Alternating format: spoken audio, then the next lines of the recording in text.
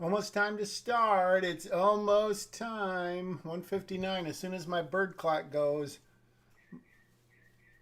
Do you hear it? That's my bird clock. Um, not sure if anyone's watching. Might be one person watching. The bit rate is lower than recommended. If something happens and this goes bye bye, I am going to record this so I can repost it if necessary. All right, let's get right to it. First of all, you'll see in the chat, actually in the description, that I've included a link where you can rent, or you can just go to Amazon Prime if you have Amazon Prime and watch my movie, The Key, which I made almost 10 years ago, which is a very scary thought, but it's pretty crazy. What's also crazy and a bit of shameless self-promotion is that I have been watching. Once you put it on Amazon Prime, you can see how many minutes it's been streamed.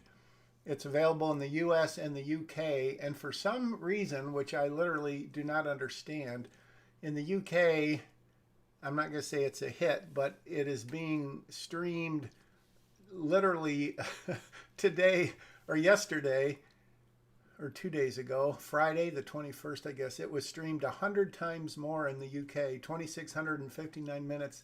In the US, it was streamed 26 minutes, which doesn't mean anything other than people in the UK actually seem to be watching it. So thank you, UK. That's awesome. All right, let's get to it. This is Gidget Goes Nuclear by Jefferson Rose. He hit me up on the Facebook page for Zoetrope yesterday because I had realized I'd run out of scripts for YouTube, and now I've got his and a couple others. And it's called Live Cinema, and you can see what Francis Ford Coppola says about live cinema. And someone else on Zoetrope made the remark that this could be a real, I forgot the phrase he used. Basically, this could be a lot of fun, and I don't know how he meant that. So let's find out for everyone who is watching along. And let's get to it. As always, one person's opinion. I'm not going to read the whole thing out loud because my voice probably couldn't take it. I'll read as much as I can. This usually goes about an hour. I suppose if I completely was in love with something, I would just keep reading it. And I have read other scripts off YouTube that I'll start and read 10 or 15 or whatever pages and sometimes complete them and give feedback. I'm purely doing this. I don't know why I really do this.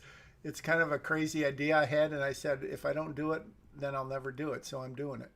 Let's get to it. Gidget Goes Nuclear, written by Jefferson Rose. As always, I have not read the script. I've literally looked at like the first scene just to make sure the script was there. So let's go. All right, fade in. No colon after fade in. Very small thing, but I would recommend using a colon. I'm going to see if my auto scroll is working.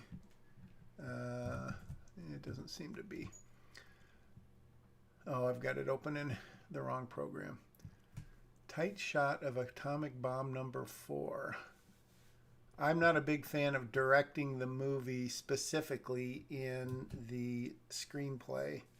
I think that was something that people used to do a lot more than now, and I've been told that most people don't like it, just unless it's a super, super stylized movie, or unless you know you're going to shoot it yourself.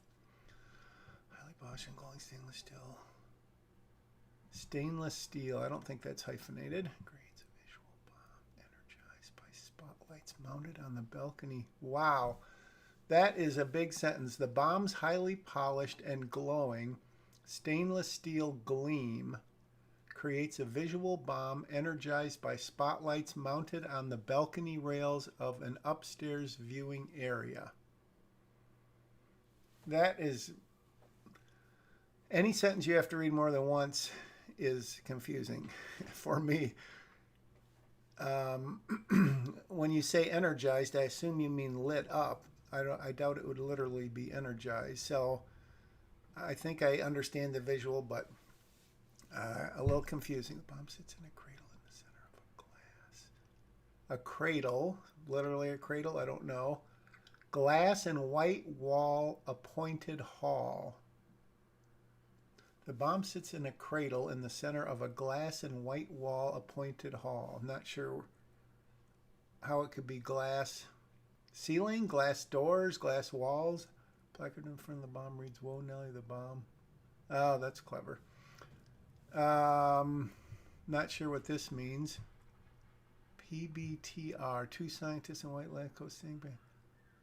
I don't know if that is a camera direction. I've never seen that. Screen vehicle stopping, car door slamming. Bruce Willis. Okay. So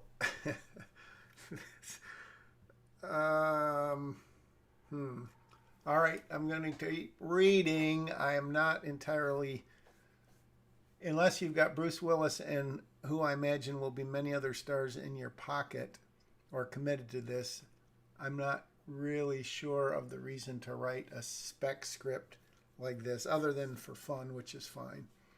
Let's see how it goes.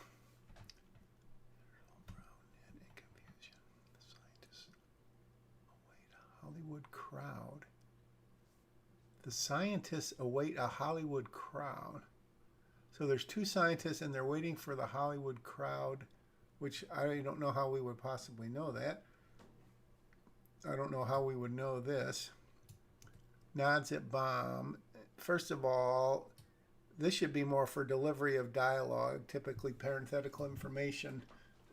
Nods at bomb is a direction, so unless it's in the middle of dialogue, like, is that for real? And then he nods at the bomb and then he continues. But regardless, this right here has got to go below the parenthetical information. So this should be, not centered, but it should be this line, then that line. All right. That for real, every inch gains all concern and not so much as a rent-a-cop. What if the bomb goes missing? Those guys cost money. I don't know. Is he checking out the question? Not sure why he's a perplexed head.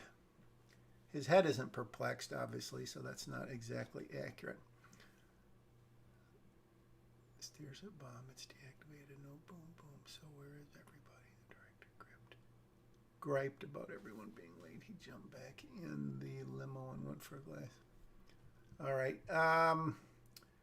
Very small formatting thing. And again, I'm not the be-all and end-all of formatting, but best not to split dialogue between two pages. Second best, always end in a sentence. You should, as far as I know, you should never break sentences of dialogue over a page. So I would change that. Bruce reaches over and touches the bomb. You can actually touch it. So he entered the hall and he can touch the bomb. He hasn't walked anywhere, so I'm a little confused there. Makes another note on the clipboards. On the first one here, second. Okay, I'm hip. Why do they call this place the Alamo? We're not even Texas. Well, Mr. Hollywood sounds confused. The Alamo Theater is number one, not the Alamo, and number two, we are not in Texas. Okay, which Bruce Willis just said, so maybe he's mocking him. My invite with the airline tickets, and I think I noticed a movie credit at the Alamo. I'm here with you guys. Girl Scouting me? Girl Scouting me? Schedule says everybody meets here and gets the lowdown, then to the theater to make the flag. Who makes a movie in one night? Not us. We're the physicists that will brief the cast on Los Alamos and the topic. Probably do a movie won't be needed, but we don't know squat about movies. Yes, we do. Hello, we're in the pub. Is that the movie? Speak for yourself. We're not going to do this. You'll find. Cite me one example. All right, I kind of like this. Interesting. That's kind of interesting.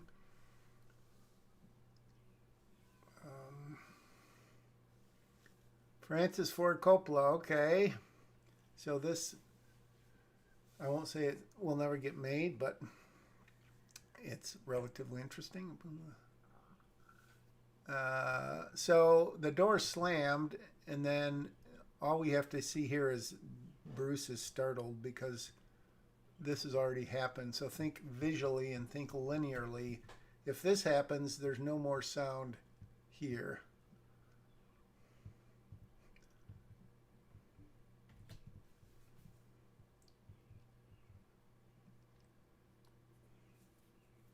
Boom boom should probably be hyphenated.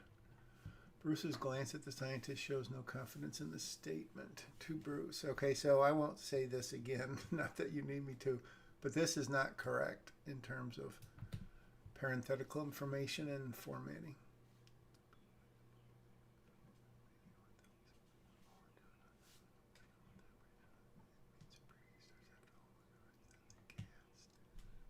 So this we've already heard once, basically. I don't know why we need to hear it again. If he's gotten the lowdown.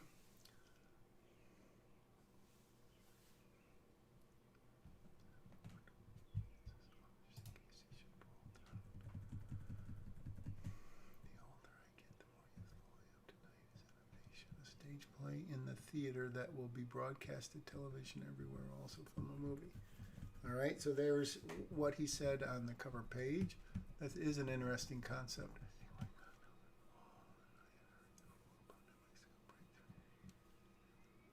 That I'm involved is a surprise. Is a surprise well kept from most all the cast. I'm not sure what these things are right here. Maybe it just came on to my computer like that. Yes, Bruce, perception of everything. And well, the note I said, you said only that night. I'm refreshing God. You watch the legend of the guy that nothing. How can I start? Yes, that's why we're letting.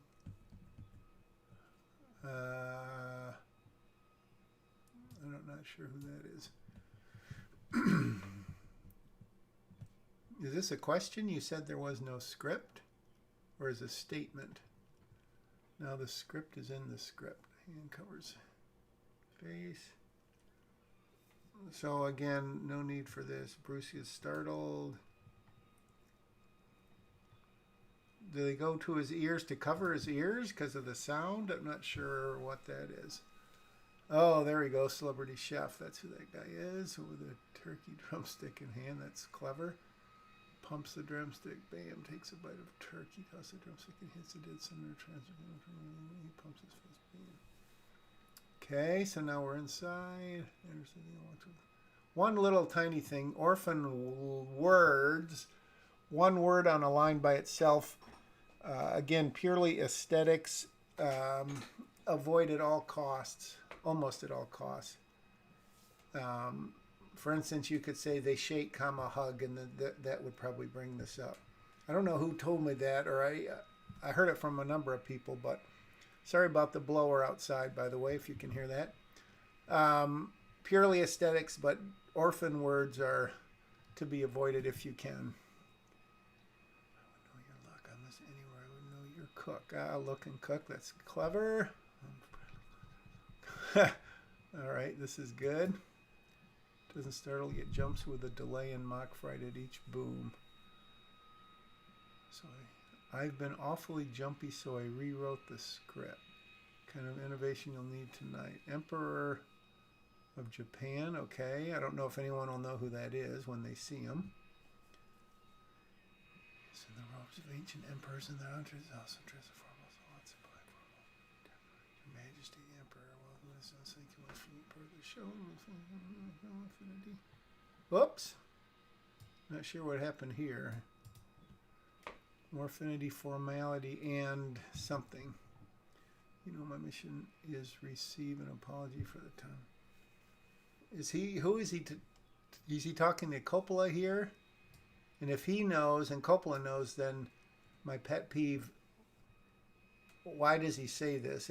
If he knows it and Coppola knows it, I maybe just get rid of you know. That you will make it part of your performance. I will allow that. Everyone to step away from the bomb and to look in the direction of the double doors in the back of the upstairs. Oh, scurries. This is a big block. I might cut that up into 2 or 3 little paragraphs. Then he stands by the double doors. Feels a large ventilation fan. I mean, that's a lot of action to happen in basically 10 seconds, too. How far is it, for instance, how far is it upstairs? Spotlights? That's the one word, I believe. And he's wheeling a fan in. Is this happening at the same time? Just feels like it's kind of cheating screen time. She's not Hollywood, but she is your co-star, please. Hand for the rookie. Hand claps on sign. There's 2 reps. Knuckles on the door in the back. He's sitting with the bus. Gorgeous breeze. Who is it? Oh, it's Taylor Swift. Okay, so again, it's a nice script. I just don't know why one would make it without the guarantee of these people, assuming these people are instrumental to the story. Anyway, Spectacular Entrance was made by... So maybe this is... It's going to be shot so that we don't see her until here. Next scenes are going smoothly. She slumbered. Ease her hands motion for all to stay put. Tonight I am going to steal the show. Starring as Gidget, the brainy scientist who does big bombs and little bitty bikinis when she's not out enjoying life as an average 60s teenager. Easy, Grandpa. What's under the lab coat? What's under the lab coat? Nothing. I was hoping for curves. Yes. Oh, you're right. No, I like to see that second act. It's time to spill every beeline cinema. Oh! This is obviously maybe supposed to be beat or something because he's got his name twice there. Speaking tonight, it'll be like cinema verite. Yes, that could be the word. But what would it up to? There's no script. Right here. A prep script. Well, that would run. You said I could write the script. Francis said your script is a recipe for the answer. That's a spirit. Good exchange to make for good cinema. Here's what we need to do. Credit sequence begins. Okay. Sound off-screen sound as Francis drones, his voice muffled by... Oh, all right. Credits run over the line. Shocking historical footage, intercut and juxtaposition, some struggle. Okay, excellent montage. Wow. This is a one-of-a-kind script.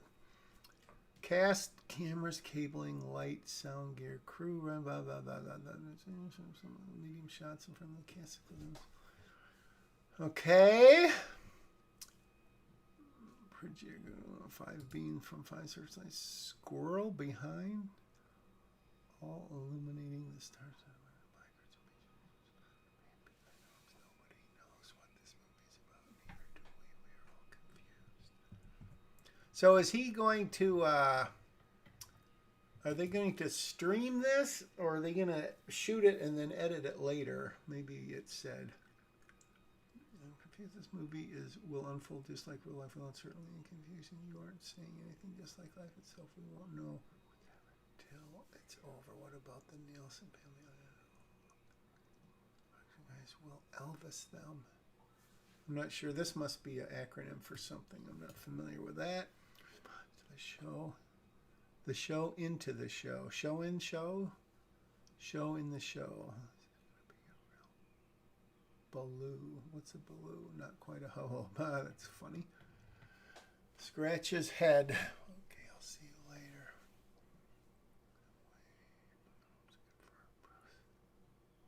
So tomorrow. So this is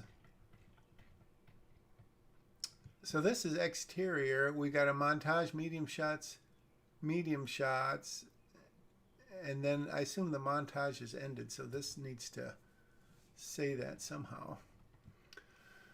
Bruce, tomorrow you will tell me this movie is about modes of perception, and you wish someone had told you that before we filmed. That's some chatter. Did it let the cat out of the bag?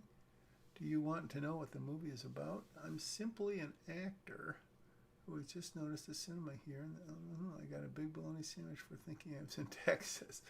That's pretty funny that they gave him bologna. Our show tonight is about perception. Trying to focus on just perceive. I before E except after C. The show should be about missing a time of mild security. Is so nowhere. I thought I was Sylvester. That's good. Missing Bomb's a good idea for the movie, but let's focus on character. I will focus on my character. McClanium. That's good. Or McClanium. Did I get that right? That's all I need to know.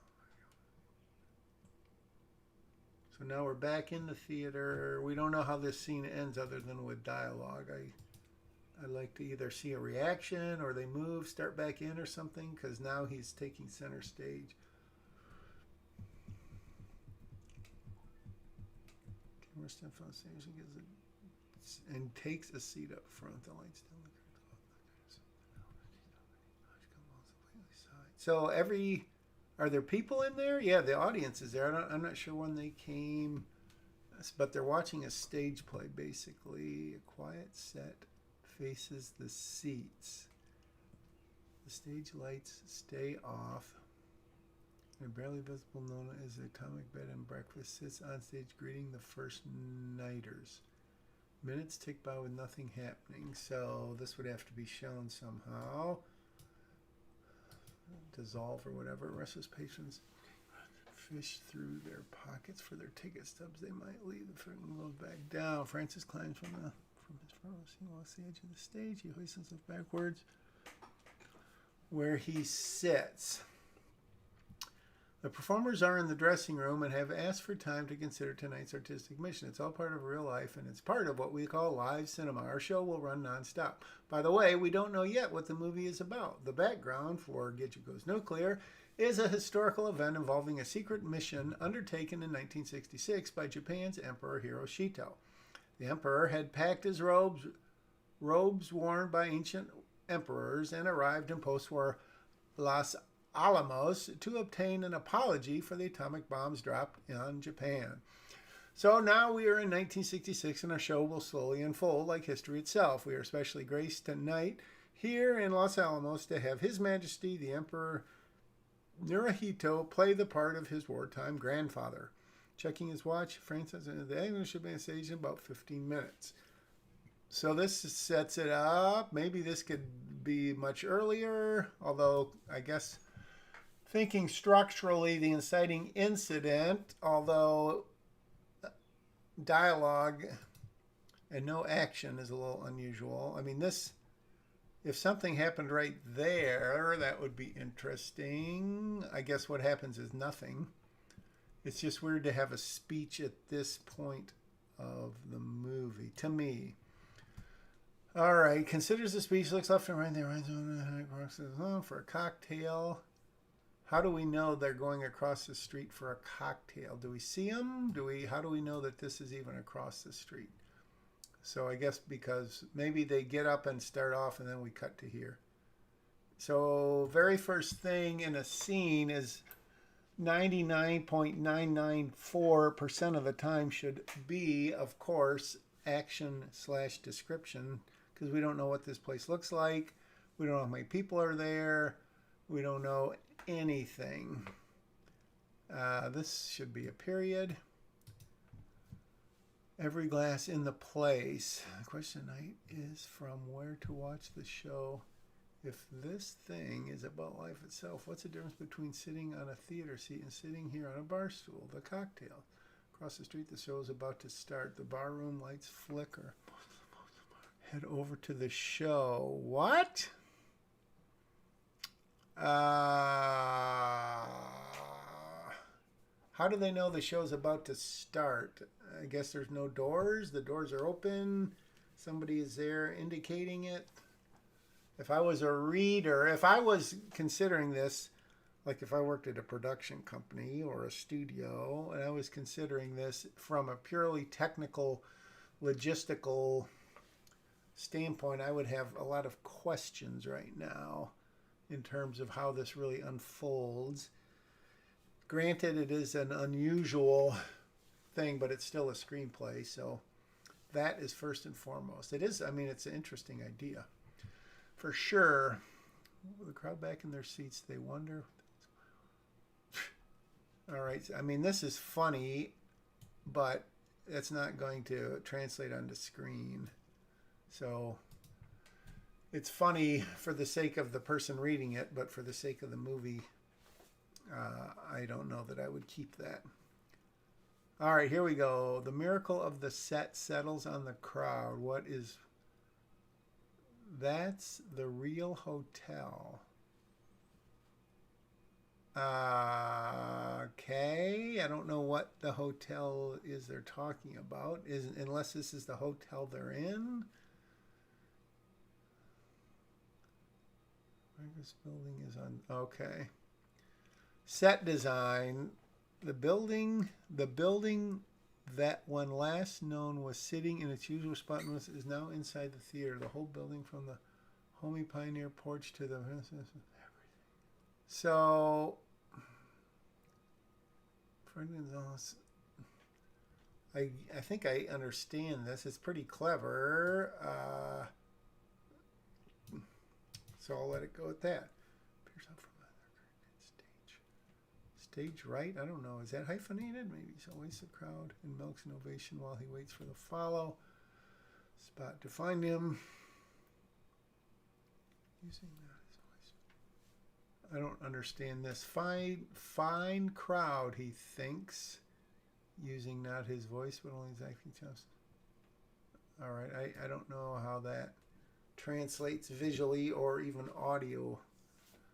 audibly, and I don't know why there's a hyphen there, or not a hyphen, but a, you know what, quote mark or something. Thanks, Bruce. All right, I don't really understand this. The follow spot arrives and, greeting the audience with a salute, leaves the wings and marches to center stage. There he takes the front steps of the Atomic B&B two at a time. He waves to Fred through the open lobby window. He reaches for the knob on the pausing. The superstar looks over his shoulder into the audience. He spots the director in the first row. Francis is the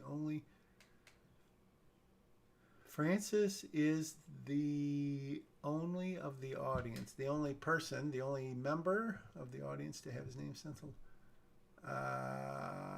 Okay, should be his theater seat, because it's singular.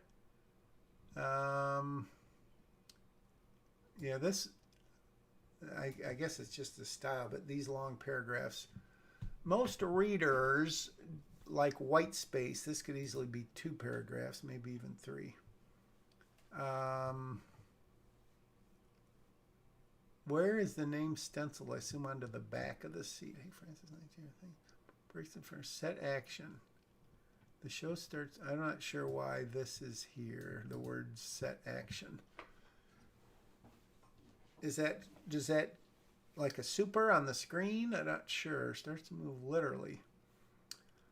As Bruce steps through the Atomic front door, the whole set begins to shift. The Atomic bed and breakfast building, rotates counterclockwise through 90 degrees, and the front door of the Atomic, which had been center stage, is now stage left. All right, I understand. It's on a big turntable. The huge of a mechanism in the theater basement holds the whole.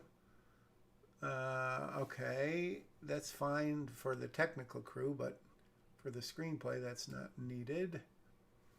Unless it's going to be seen, which I don't know that it is. The left side wall of the hotel now faces the audience, except the whole left side has been removed by the set designer. How do we know this? We don't care about this. This is like interesting, but it's editorial. It has nothing to do with the visuals.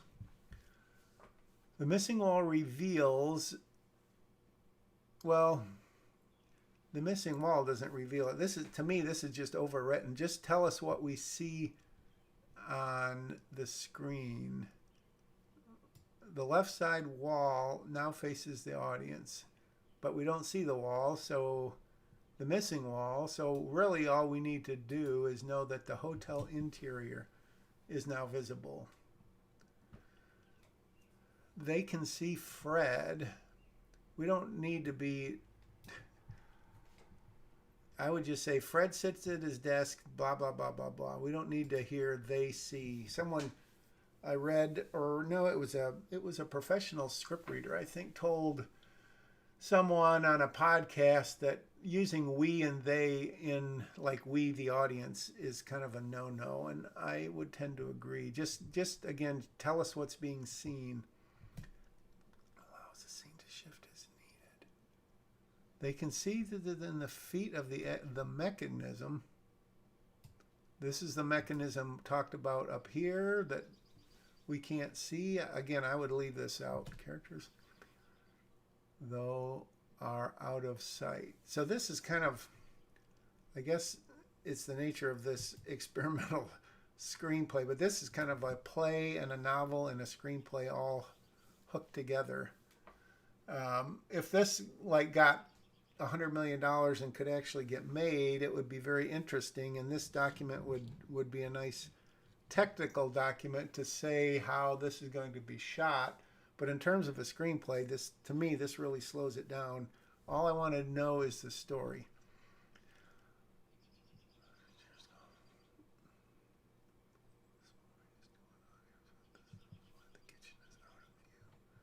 So again, the kitchen is out of view, so we can't see it, so we don't need to know this. And so this is, I mean, it's interesting and it's good description, but it's not, this isn't a real screenplay, because if it's mostly out of sight, imagine visually what is the audience seeing right now. They're seeing a staircase, they're seeing a couple guest rooms, but they don't see the kitchen. All right, so now Bruce Willis has turned into this guy, which may or may not be confusing.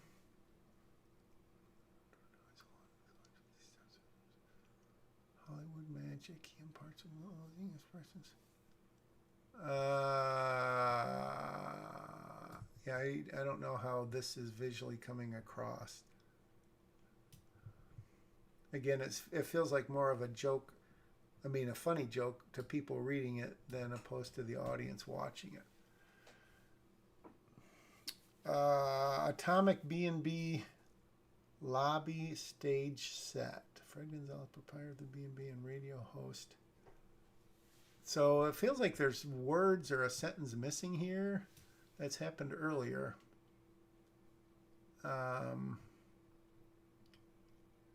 But this is a new scene.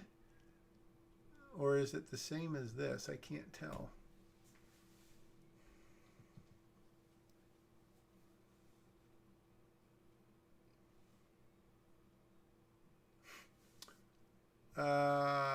Yeah, this is too much for parenthetical information.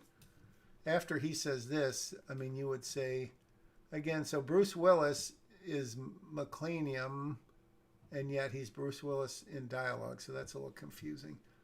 But what I was going to say is that nobody knows what's going on. Bruce looks at the man in the front row. Action, and then dialogue. You let me know if you come up with an idea. We know it's sarcasm. I don't think that's really needed.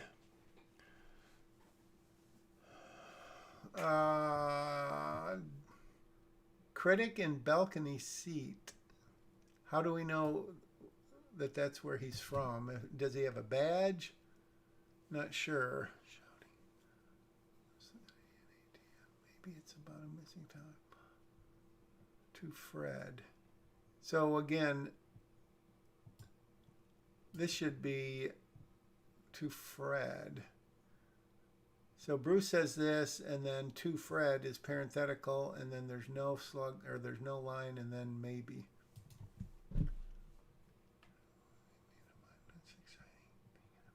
Without a script. The dialogue is pretty decent. Huh. It'd be funny if he said, I hate working with auteurs, and then he goes, I mean amateurs, and Francis gives like a double take. So, I kind of enjoy this. It just feels like it's moving too slowly.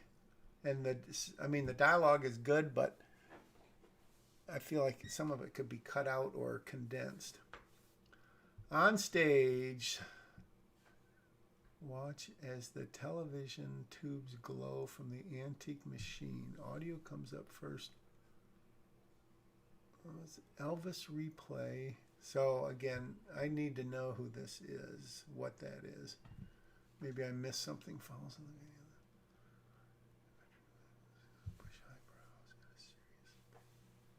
video. All right. All we need to know here is Walter Cronkite, period. If people don't know who he is, just like Bruce Willis, they look him up.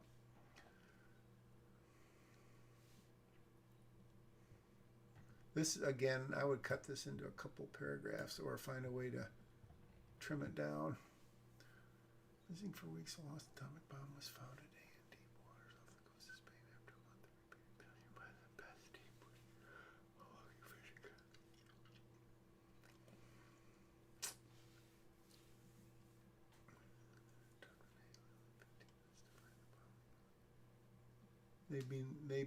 They'd been looking for weeks. They'd been looking for weeks, so that needs something there.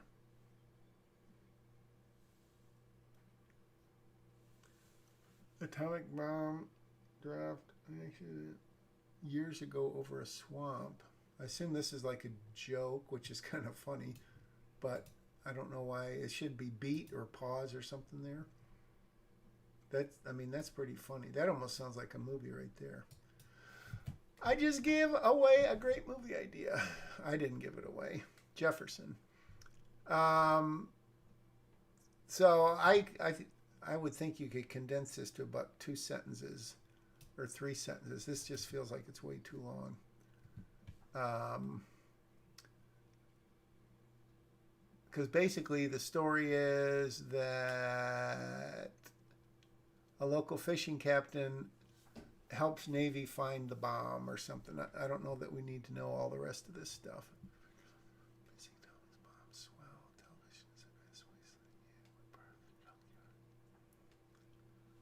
This is kind of clever, except since he said wasteland and he says junkyard, that kind of conjures up 2 different views. I would pick something that's in a wasteland, although waste and junk, obviously, but yeah, and we're just a cactus, or we're something that more closely relates to this. My show number bombs, and it's going live right now. I assume this bomb is kind of a joke or a reference to this, but maybe it could be tied in more closely. Steps behind his desk and ready to where he waves to Bruce with an on-air microphone while pointing to the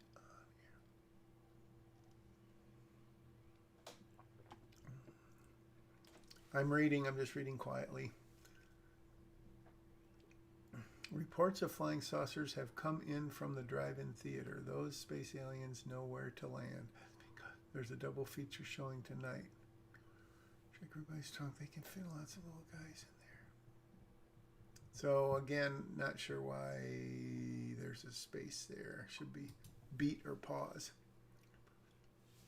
Same here, I guess. I know the point of this isn't to be a perfectly finished script maybe, but I would make sure that it is as good as it can look, no matter if you're sending it to anyone to read, because as they say, people are always looking for an excuse to quit reading a script. And if you run into anomalies, even though, again, it's sort of an experimental idea, I believe that, it's just, warning. Hopefully it's still streaming. It may have stopped. Nope, it's still going. Sorry. So I would just maybe clean this up a little, because the story is, it's a great premise, and I think it just needs to get going a little bit quicker, and I would cut down some dialogue, and I would make just this read easier. Maybe that's what I'm looking for. Remember, the real power's in your mind. I don't know, is that true about the drive? Every minute my show features a bullet. All right. I like this. It's kind of clever stuff. Bugs his eyes and screws his face into an inane smile. I'm an alien. Looking up, so looking bugs. Knock on the front door. For some reason, this isn't capitalized. strides in without trucks behind him and loads of luggage. Two men push a cart with a large crate atop that steams. Oh, the crate is steaming. Welcome, everyone, and most especially welcome. Thank you. And you're the greatest country shown during our visit. Oh, great courtesy show. Ray Corley, 6 rooms. All right, that's funny.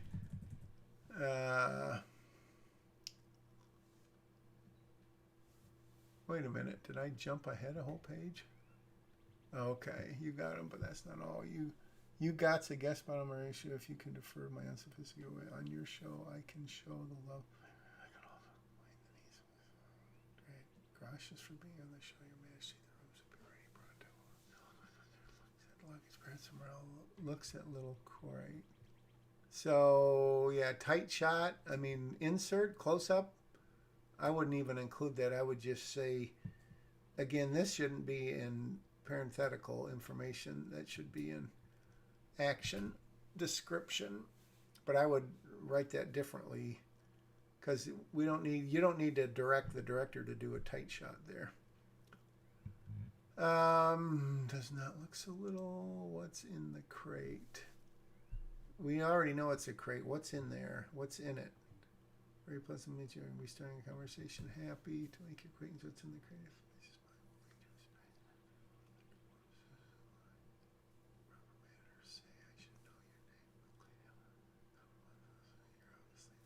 crate? We are of San Francisco. That's funny. Draws into a stately pose. His hands as though I said I'm on the Christine. What's in the crate? All right, that's funny. People of Japan are ecstatic. Like a policeman is now for another nation. I suggest familiar privacy. What's dear policeman, you seem to be missing the point. The people who goes are half a million and damn him about what's in the crate. All right. Yeah, losing patience. I think maybe the audience is too, because the rule of 3 in jokes and humor, which is well documented, but this is getting into be 4 and 5. Slices of your hut.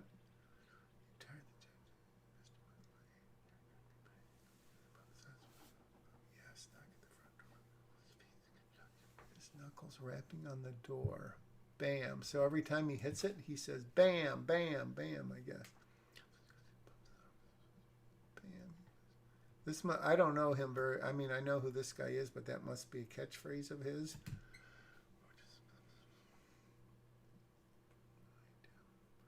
Orphan words. Look at those orphan words. Ah.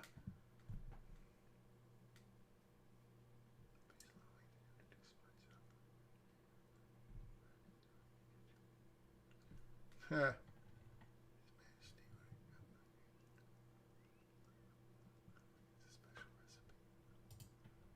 Bam. Is this like double entendre, maybe? I don't know. Could be.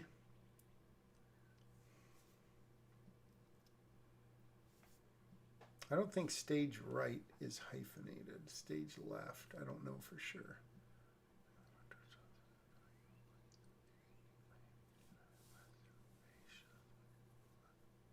Oh man, this would be a funny joke if not to instill or whatever, but if if she said my name's Gidget and then she looks around and she said I have reservations, as in I've got reservations about coming here. Gaboom, rim shot.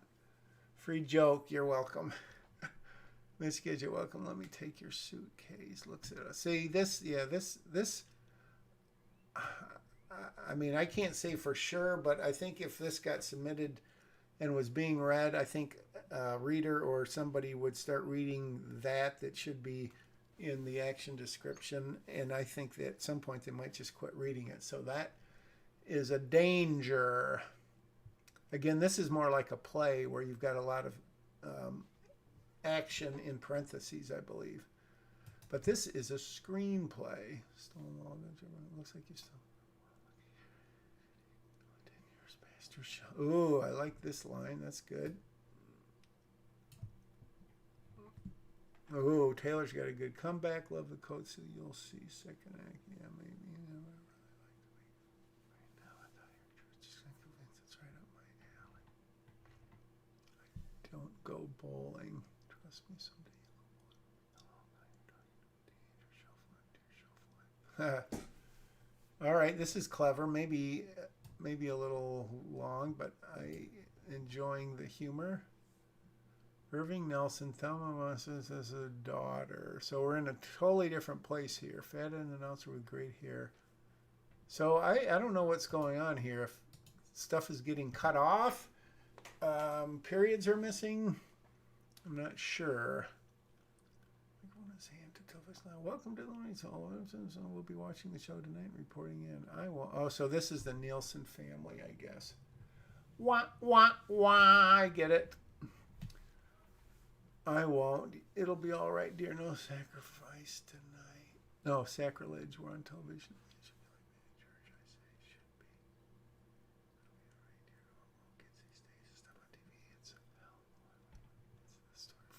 So maybe introduce them earlier in the first 10 pages. I mean, we heard about the Nielsen family, and now we get the payoff, but maybe this could happen a lot sooner. A placard carried by the stagehand read, Act 1, The Power of Hollywood. So the first part wasn't the act. It was like the introduction, the prelude.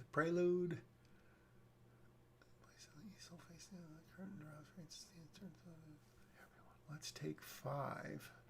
So is Act 1 coming up, or is Act 1 just past? Maybe it's just past. Room empties. Across the street again. How many people are in this audience? Because it empties awful quick. It just feels like maybe that's the reason this screenplay, from what I understand, is only 78 pages, because it feels like it should be a lot longer than that, because this stuff is going to take a lot longer than it's presented.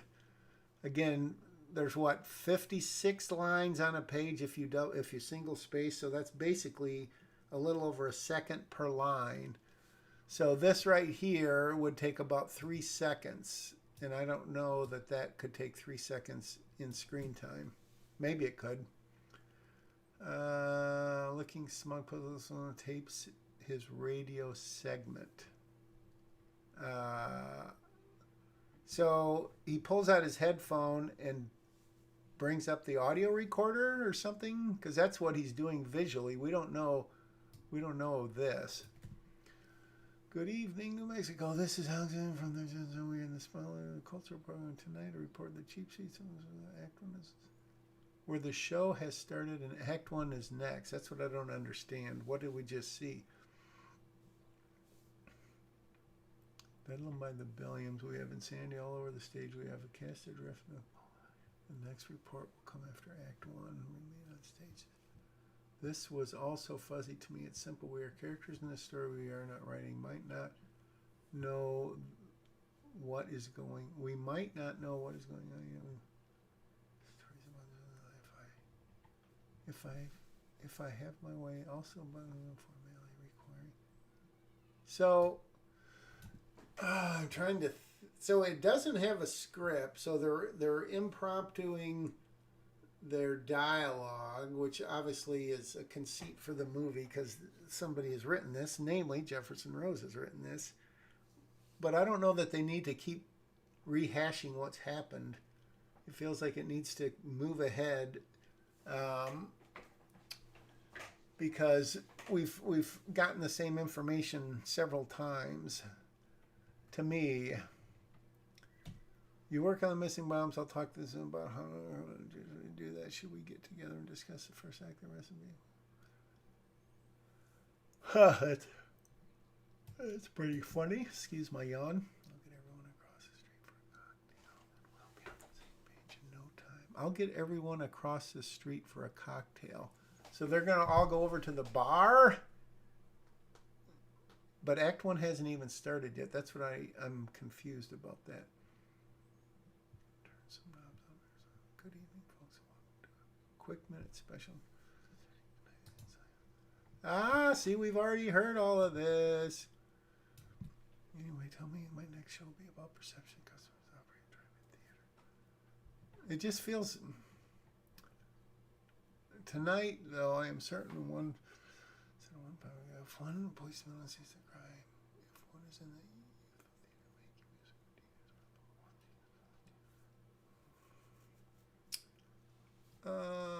I like this catchphrase, but I don't like all of this dialogue, some of which we've heard before.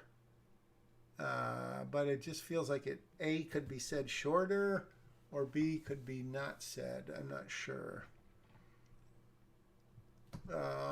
If this is truly 78 pages, then page 20, I guess, is the act. Structurally speaking, save the cat, we should be heading into Act 2 in the movie, and that is...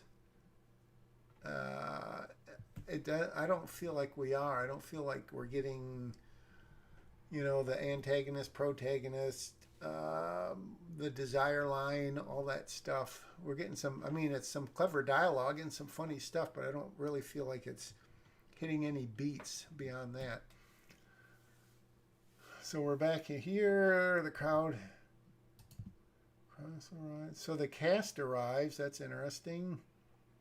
Bartender steps around the door to take their drink orders. You all look like you need a cocktail. We need a script. That's funny. Oh, tap into their inner selves. Very, very insightful. And if it's supposed to have a double meaning, it does. That's easy for us to forget. So the cast includes Francis Ford Coppola, or was he there already?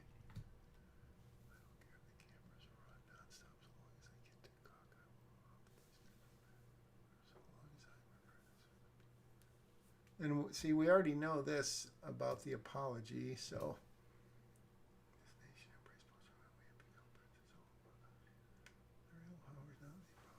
Oh, that's a good, that's very, very nice. I like that. Jovian. I'm not sure what Jovian is. Is he the personification of the person taking the data?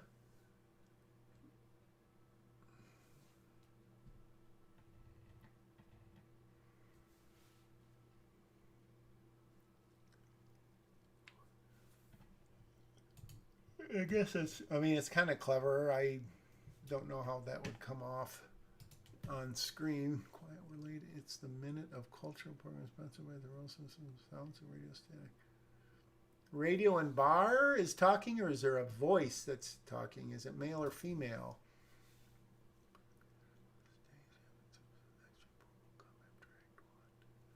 Didn't we already hear this? Next report will come after Act 1. Didn't the critics say that? I think so. Okay, guys, all hands on stage. It's time for improvisation. By mistake, I gave a gumbo recipe. I mean, we already heard this from Bruce Willis, so I just feel like it needs to move forward all the time and not refer to stuff that's already happened.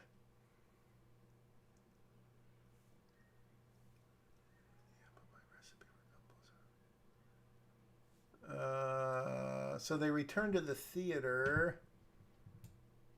Okay. Coming up on an hour pretty soon. I'll see how much farther I get, or if I'm in love with it. Atomic being stage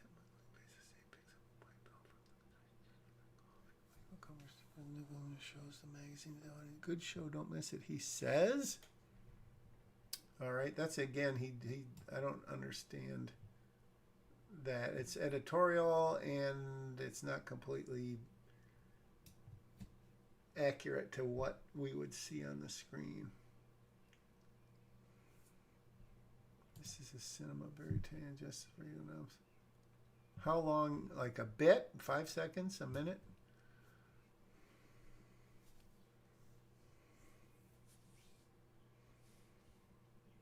Off screen. Off screen? This has got to be a person's name, or it's got to be chef off screen or something.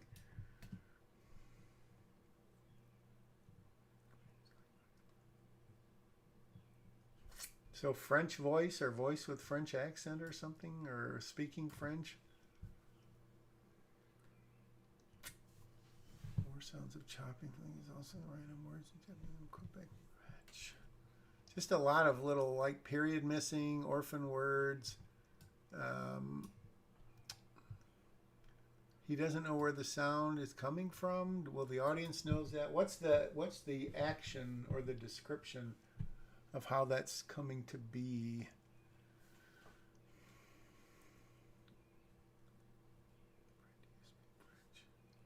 He doesn't have to shake his head and say no. He can do one or the other, I believe, like he does here.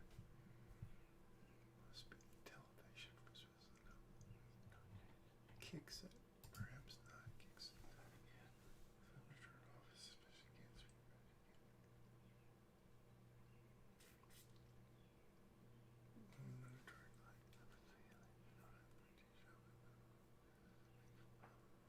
Try the kitchen. I mean, I like this. It just feels like this is maybe more repetition, or could be said quicker. More sounds of chopping, random words. Dialogue. The dialogue was coming from the kitchen, the same place as the chopping sounds. Okay. I don't understand that exactly. Walks toward the kitchen. The kitchen comes toward. Okay, so it's a set trick. Again, the whole building is moving. The set, the two chefs chattering away over the moving. Okay. Hollywood magic. I like that rotating set. It is fist fast and suited that makes sushi explode in the mouth like an atomic bomb. Bam. Peeks inside. Wide shot. Again, yeah, I would get rid of all of this. Wide shot, tight shot.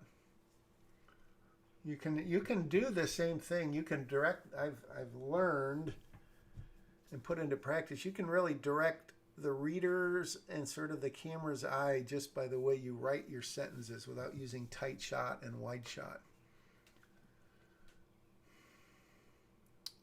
There was his eyes in there are gears turning in my head kind of look.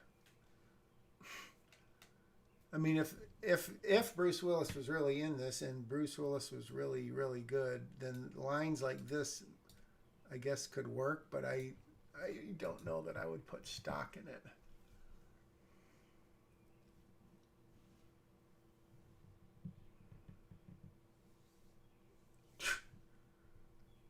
Okay. Like, I don't know. Maybe this would work. Maybe it wouldn't. Cleaning heads back to the center of the lobby as mechanism shifts. Starts behind the side. There's more Hollywood magic. Okay, that's clever. 16 steps. Gidget, so Taylor Swift. See, this is confusing. That's confusing. Changing clothes on Bruce Center's knock on the door as he opens it. His room full of electronic devices. Electronic devices like computers. Modeling bikini bathing suit. You don't really need to say bikini bathing suit, I don't think. Bikini. In front of Holmes mirror, steps behind her and pulls and releases the backstrap of bikini to this. Nice widgets.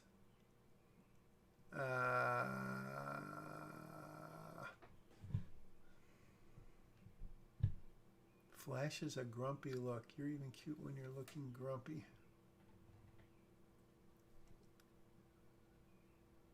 Finds it. Well, put that down. Easy grumpy cakes. How are we going to have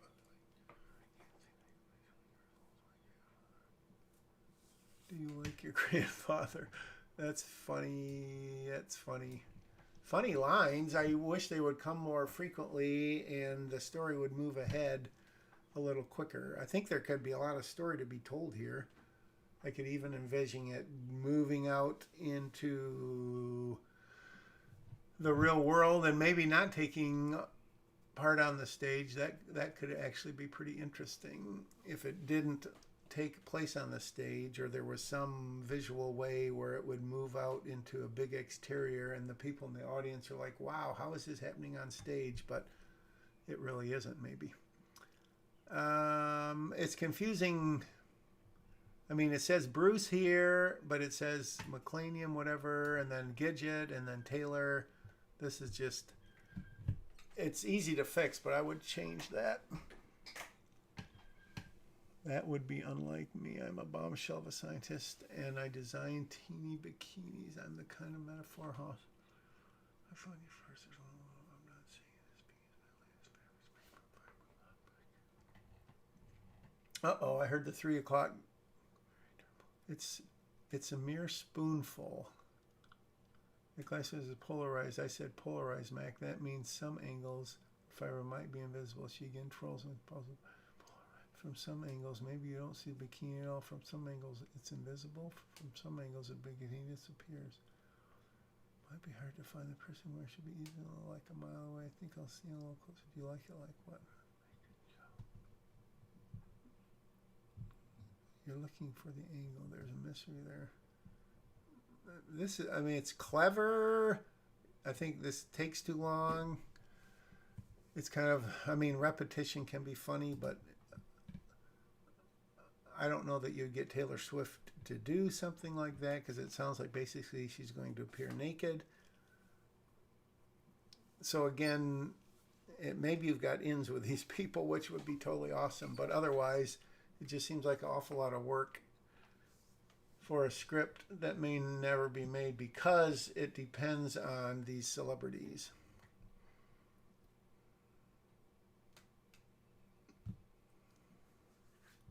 What is his reaction that she's happy with? We don't know.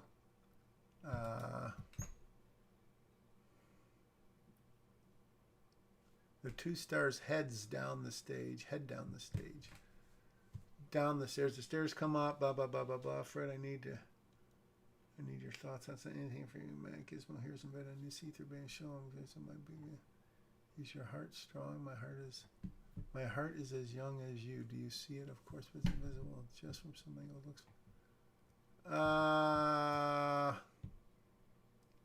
Again, it just feels like it's repeating almost what's just been said, even though there's a new person in the scene. And what is the point of this? Is the point of this going to pay off here? Because Jovian Tube is commenting on Taylor Swift wearing this bikini? I don't know. All right, so that's about an hour, and my professional opinion, which is only an opinion and is semi-professional, I like the concept a lot. I like some of the dialogue is clever. I could definitely see it getting laughs. I feel like the story needs to move a lot faster. Or maybe more story needs to be told within this 30 pages. Because yeah, it's only 68 pages. Holy smokes. So we're almost halfway through the story. And what has really happened, Francis Ford Coppola has described live theater. We've seen it start. We go back and forth between the bar. The Nielsen family's watching. The critics watching. There's a guy in the front seat watching. We know it's about a missing bomb. The Emperor's there. There's a lot of good elements in it. But I don't feel like enough is happening with them.